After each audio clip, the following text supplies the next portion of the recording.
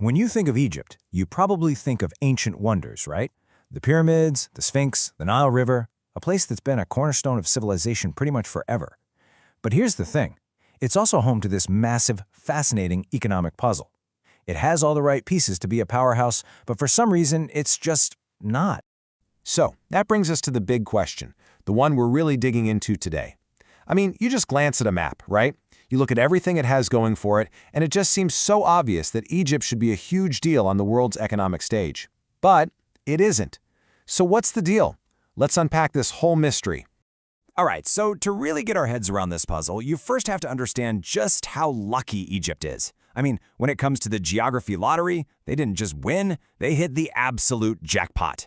Let's take a look at the incredible hand they were dealt from day one.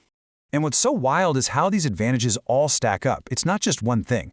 First, you've got the Nile River, literally the lifeblood, creating this lush, fertile strip in the middle of a desert for, well, forever. Then you've got coastlines on two major seas, the Mediterranean and the Red Sea. That's a direct shot to Europe and Asia by water. And maybe the biggest piece of the puzzle? It's the physical land bridge connecting Africa, Asia, and Europe. I mean, it is the definition of a strategic crossroads. But hold on, it's not just about what nature gave them. Egypt also has something that humans built, and it's one of the single most important pieces of infrastructure on the entire planet. We're talking about a true global superhighway. Think about that number for a second. 12%. That means more than a tenth of every single thing shipped around the world. Your phone, the gas in your car, the food you eat, a huge chunk of it all has to pass through this one narrow channel. You know, when the Suez Canal gets blocked or has a problem, the entire world economy feels it. That's not just influence, that's immense leverage. And of course, that kind of leverage means money, lots of it. We're talking almost $10 billion in just 1 year. It's basically like owning the world's busiest and most profitable toll booth.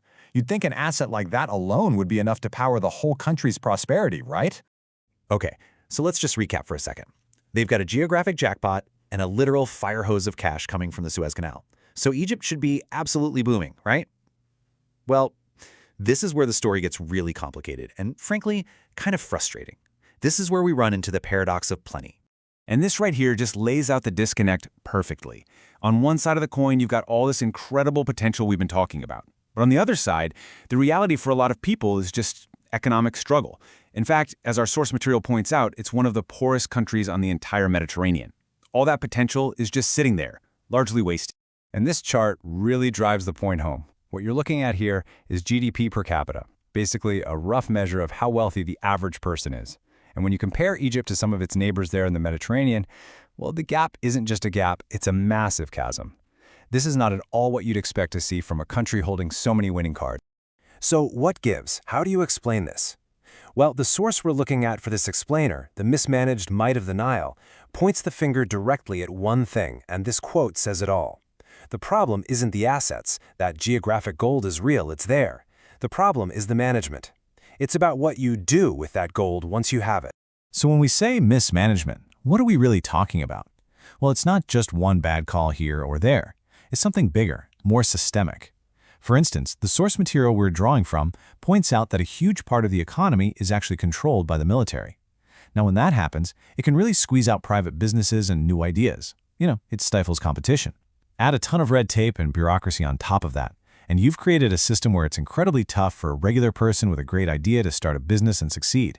It's this failure to build the right kind of open, competitive system that keeps all those amazing assets, like that massive Suez Canal revenue, from actually trickling down and building a strong economy for everybody. Okay, so this brings us to the big finale, the most important question of all. We've seen the incredible potential. We've pinpointed the core problems, so is this just how it's going to be forever? Or can this paradox actually be solved? And really, if there's one thing to take away from all this, it's this. Egypt's problem isn't a lack of stuff. The country isn't struggling because it's missing resources or natural advantages. Not at all. All that potential we talked about, it's still there, waiting. The real challenge is all about strategy, about the right policies, and about actually executing a plan to finally unlock all that incredible promise. And that leaves us right here, with this one last powerful question.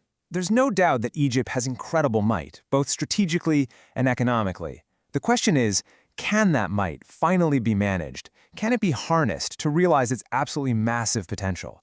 And the answer to that question is going to shape the future for millions and millions of people, and for one of the most important crossroads on our planet.